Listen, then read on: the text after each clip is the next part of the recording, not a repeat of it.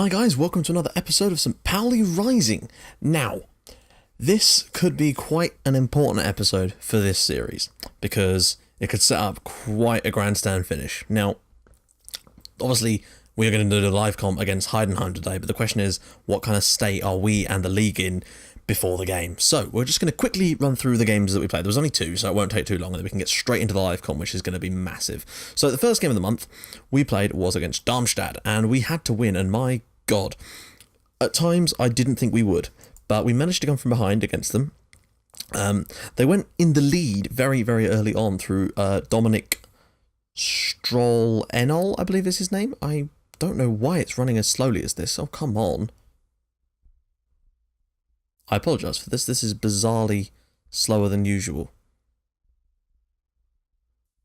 A lot slower than usual. Thank God for that. Right, okay. Here we go. Christ on the bike. Yeah, so Dominic Stroll-Engel was able to put Darmstadt in front early on, but we did absolutely hammer them for the rest of the game. Thankfully, 2 goals from our hero of the season, Soren Brandy, was enough to give us a 2-1 victory. It was a close one, despite the stats being massively in our favour. We should have had 7 or 8 goals probably, like clear-cut chances-wise. But in our next game, my God, this was a hell of a fixture. Away at Nuremberg, we found ourselves in a massive, massive must-win game, and I decided that the best thing we could do here was just go for it. And that is exactly what we did. We scored early on through Soren Brandy. However, Christ, I can never remember. They really do need to sort that out so that you can actually see the fucking goal times. Let's just do it from here. So we took the lead very, very early on through Soren Brandy, but were then quickly cancelled out by Marcus Mendler, who I'd identified in this game that they crossed a lot from the left, so we kind of liked to try and we tried to mark their left winger out of the game. Unfortunately, it was him that put in a cross for Marcus Mendler to equalise, so clearly that didn't work very well. And then they were suddenly 2-1 in front when Mendler scored a second goal. Thankfully, Tribal equalised before half-time for us, and Rakowski was able to score 2 goals just before half-time to not wrap the game up at all, but obviously they were down to 10 men at this point as well. In the second half, though, they managed to get one back through Mendler, not equalising, but completing his hat-trick to make it 3-4, and I was bricking it. We needed the win, and thankfully we've got it. And when you look at our form over the last few games of the season, that's 1, 2, 3, 4, 5, 6, 7, 8. We've 8 out of our last 9 games we've won, and that has pushed us to here in the league. And here you can see, Greuther Fürth lost their last game, I believe, 2-0? Yeah, at Ingolstadt, which was massive for us. And basically, we are essentially guaranteed to get some form of spot in the promotion. I mean, not guaranteed, because in theory, if we lose massively against Heidenheim and Fürth win huge against which is going to be tough for them, then we could still lose it, because obviously our goal difference is 7 better than them, and we are 3 points clear. The big test is between us and Red Bull Leipzig. It's basically a case of if we can equal or better their result, we will go up automatically. If we fail to do so and they better our result, if they better our result, they will go up. Unless, of course, so if we win, nothing can change. Now, if we do come third, we will be playing in a relegation playoff against, most likely, it would appear, HSV, because they've got Schalke on the last day of the season, and I cannot see them beating Schalke, although they are at home, so who knows. But that still relies on teams like Hertha to not pick up any points, and Hertha are playing at home against Augsburg, so they probably got a slightly easier game. So it looks like at the moment, if we were to come third, we would be in a relegation playoff against, the promotion/relegation playoff against Hamburg. So that would be one of the biggest games. Just the biggest games possible, because obviously, if you don't know anything about, St. Pauli are based in Hamburg, and their main rivals are, of course, HSV.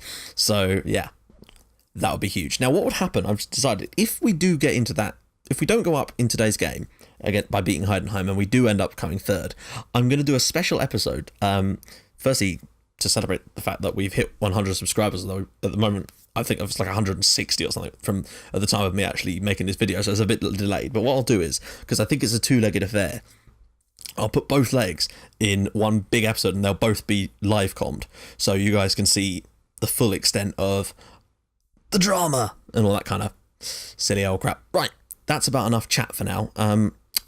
Let's just quickly take a look at the squad so you guys can see us. Obviously, Soren Brandy's now got 19 goals because he scored a couple in those games as well. Assists, that's obviously Rakowski with 14. Most man of the matches is Soren Brandy with 6. I'm just going to quickly run through these. Yellow cards, obviously Nerig.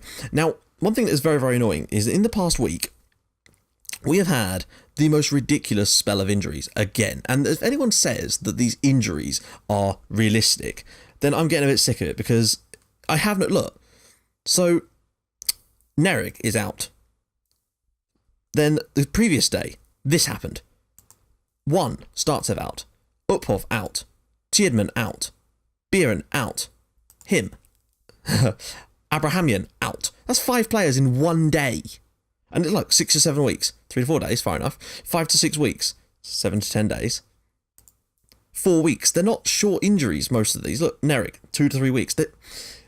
It's too much. And it's getting a little bit annoying, frankly.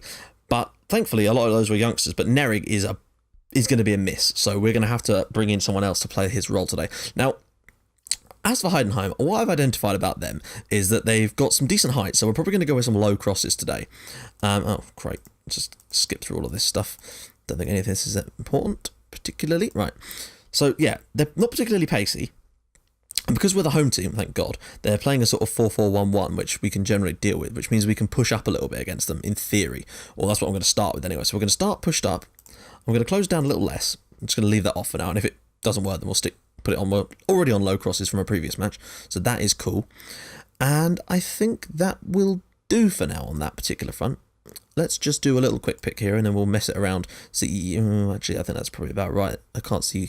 I've been playing Babangida instead of Gurlitz because he's just got more of a goal-scoring threat and I want to keep that. As you can see, we've actually got some green arrows finally, but the likes of Budimir and that are still pissed at me, but oh well, what can you do about it? Yeah, I think that's going to have to do for the team. Hopefully, we've got options on the bench. Do we have someone in all the positions? We've got fullback, right side, striker. Zirails, I believe, is... Where is Zirails play? I don't think he's actually had a game for us this year, but I know he played for St. Pauli in the Cup against Dortmund in real life. Oh, he's a defender, of course. Mayer's useful, and Budimir probably won't get a game. I'd rather bring on Thai, because at least he's got some confidence and some morale. So, let's get into the match, and hope that we don't bugger this up too badly. Now, the key thing for us is we've got to keep an eye on... where are they? Where are Red Bull Leipzig? Ah, okay, they're away at Sandhausen, so... They are away, though, so there's always the chance, but I don't think they're going to slip up. I think we need to... win here. Let's just see. Opposition instructions. Yeah, we'll just go with whatever he wants for now, which is actually not too bad. So that's okay. Let's just give us some confidence in ourselves. And passionate speech. Hopefully this won't go too awful. And if we can get up, that'd be amazing. It would be quite an achievement considering how poor the morale's been at times this season. Why does that always go back to being big again? Let's just move that down here. Right. Let's get this game started and see how well we can pull this off. We just need to equal Leipzig's results. So if they draw, we can technically draw as well, but I'd rather not have to. And there you go. Leipzig are in front already. Already in front here. And now they're 2-0 up. So basically it's a case of we have to win this game. We're certainly playing the better football so far, but we're not creating any chances yet. We've had no highlights, but Heidenheim don't appear to have even touched the ball yet. And oh, look at that. They're right. So Leipzig are 3 goals to the good away from home. So they've done their job. They're not going to lose that game. They're not going to draw that game. They're going to win. So it's a case of we have to basically win this one here. I think we got it. We got it in us, I think. Go on, Babangida. Oh, he's got it, actually. If he can swip this in. Oh, Rakowski. Oh, Jesus. It was close. We nearly had our first big chance of the game. Right now, a corner from Daub. Can we get a header on it? Nope. But hopefully the return ball will be better. Daub's cross in. Far post, Babangida. St. Pauli 1, Heidenheim 0. And, well, it's been coming. I mean, we're dominating the possession. We've had a decent amount of shots so far, and that's our second clear-cut chance of the game already. So I'm pretty pleased with how things have gone. Like, it doesn't matter what Red Bull Leipzig are doing right now. They could do whatever they want to do, and it won't affect us, because if we win, there's no way they can get second in the league. That's our prerogative, basically. Nothing else matters at the moment. This highlight is taking... So low. Right, here we go, thankfully. Yeah, ball comes back to Daub. Daub tries the far post ball again. This time it is successful. And Haruna Babangida, hero once again. Pretty decent for a free transfer signing. I've got to say, he's done well for us. Now, we've got to be careful now, because obviously Heidenheim are going to try and change things up. And as you can see, Furt are losing at home. So that's pretty much wrapping up the fact that we would get at least third place. And there you go, Leipzig are now 4 up. So as long as we win here, then we should be okay. But it is only 1 goal and it's half time. We are definitely playing better. I think we need to, I would say tighten up, but certainly not been an exciting game so far. But the fact is we've got the lead and that's the key here. But the thing is it is on a knife edge because Red Bull, they're not going to lose that lead. Not 4 goals. And right, I'm going to start it off here. We do have that tactic we can fall back on, but for now, I'm just going to, I don't want to limit us too much, so I'm just going to hit to concentrate. I'll do concentrate until like 55 minutes, or maybe 60 minutes, and if we're still in front there, then I might switch to counter-attack, because I don't want to get too deep, just in case it does invite pressure on us, because Heidenheim don't really have anything specific to play for. They're already miles safe in the division and they can't get anywhere near the promotion fight, but still, that's not going to stop them from ruining our party if they feel like it. So we need to make sure we're on top of that. And if we can get a second goal, go on, Soren Brandy's through here. If he can get a shot away, not a bad effort from Brandy there, straight off the bat in the second half. Not a bad go. We'll wait until 60 minutes. That's when we'll drop it back, and I might make a couple of substitutions then just to get some fresh legs on. Okay, so Sandhausen have scored against Leipzig. We definitely look like the better side. If you look at the amount of shots we're having, we're actually doing quite well here, and I don't know whether I should change it too much, but I'm thinking that Heidenheim might try and change things up a little bit soon themselves, and maybe we'll wait till 65, because they're making some substitutions. I'm guessing they're going to start to come at us a little bit more now, so right, we're going to change it now. This might be the worst decision I ever make, but I'm thinking Babangida's on a yellow, so I'm thinking we'll get him off just because of the yellow card. And frankly, I might actually get Bubala on for Halstenberg, simply because I don't want to get anyone sent off in this game. That would be terrible right now. So let's get these changes made. Right, let's get the changes made. And now let's push to a defensive tactic. But it does still have a counter-attacking threat, so that's the key here. As much as it's a defensive strategy, I don't know whether I should have done this. We've been on top of the game quite a lot so far, and I certainly wouldn't want to risk messing that up just because we need to hang on to this 1-0. But I'd take a 1-0 here if it means we get promoted to the Bundesliga, to be honest. I would absolutely take a 1-0. Although, a 2-legged relegation promotion playoff against Hamburg does sound very, very enticing. I just don't know whether we'd be able to beat them over 2 legs.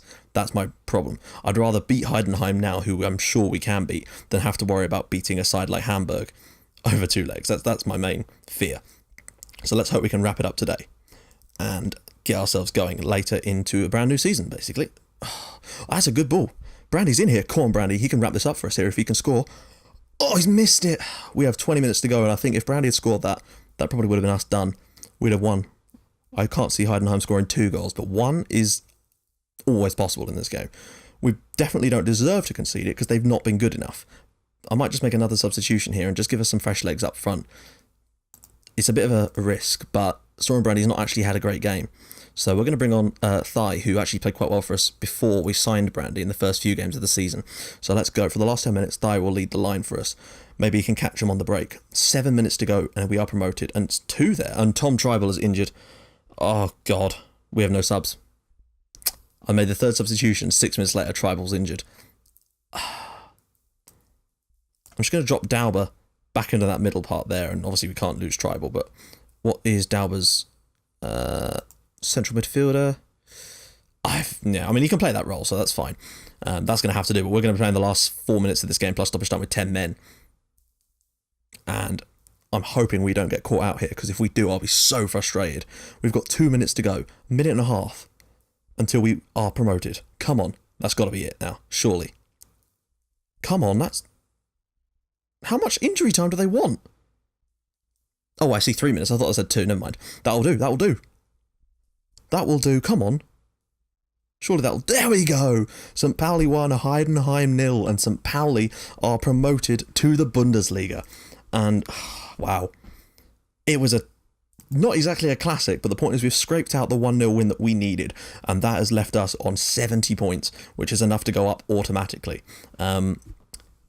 I know I was kind of looking forward to a duel to the death with Hamburg, but at least this way we can concentrate on next season now, and hopefully our financial troubles will be slightly less if we can get ourselves a season in the Bundesliga, and certainly if we can stay there, and that's going to be the main key for us, and it means that I can give some of these players new contracts in theory. And it also means that if you look, Soren Brandy is the top scorer in the league, which is bloody awesome, with 18 goals, which is not bad. It's a goal every other game kind of thing for him, which is pretty damn decent. I'm not really sure what else to show you guys, frankly. I would take you round the other leagues, but the fact is, most of them probably haven't been decided yet. Let's just take a little look. I know sometimes I like to look at this sort of stuff. Let's just take a little look at the Premier League. Why not? Barclays Premier League, has it finished? Not quite. Really? Not quite? Huh. Man United, really? Chelsea, Liverpool and Spurs. Wow, that's tight at the top. That is so tight. Look at this. There's 4 points separating the top 6. And Arsenal are not in it. That is a surprise. I'm surprised Man United are up there, though. I've got to say, that is a bit surprising. Villa are also bottom and have been relegated. So there's that too. But look at the goals that Falcao has managed to score for United. So I guess we can't be all that surprised with that. Fulham are in the Championship playoff final. They didn't look like they were doing anything, so happy for my club there. Let's take a little look-see. Sheffield United, Peterborough here. And in League 2, it's Southend Luton. And I want to just have a look and see if Portsmouth did well. Oh, they did. So our Portsmouth side, although I think we're doing better in our career with Portsmouth. So yeah, that is about that, guys. And basically what I'm going to do is, in the next episode, what I'll probably do is, it'll be our sort of summer transfer episode, so there won't be any games in it, and it will be the it'll be basically where we go through. Will be the first match day of the season, and we'll go through and we'll talk about the players we've signed, players who've left, etc., etc., etc., and our plans for the season. And obviously we can go through all that sort of stuff there. So yeah, that is it for the first season of St. Pauli Rising. And the key thing here is we have got ourselves promoted to the top flight of German football, and we have been there before, of course, but it's been a little while. It's been a few years, not that many years, like 3 or 4 years, I think it was, since the last time St. Pauli were in the top flight.